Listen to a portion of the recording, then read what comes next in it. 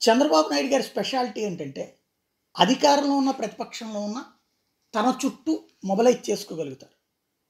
ఆయన క్రిందటిసారి 2014లో తెలుగుదేశం, భారతీయ జనతా పార్టీ, జనసేన.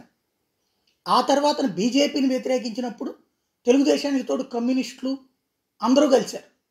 ఆ సంఘాలు వీళ్ళు కూడా కలిశారు. తర్వాతన జనసేన బయటికి వెళ్ళిపోయినా, జనసేన, కమ్యూనిస్టులు పోటీ చేసినా తెలుగుదేశాన్ని ఒక్క మాట కూడా మాట్లాడాల. అందరూ కూడా పూర్తిగా జగన్ మీదనే దాడి చేశారు. ఆ విధంగా ఆయనకి పరోక్షంగా హెల్ప్ చేసి పెట్టారు. తర్వాత చూస్తే, ఇప్పుడు కూడా చూస్తే చంద్రబాబు నాయుడు గారికి వ్యతిరేకంగా ఒక్కళ్ళు లేరు. షర్మిల చిన్న చిన్న అదేది మెత్తడి సుత్తితో కొడతా ఉంటుంది.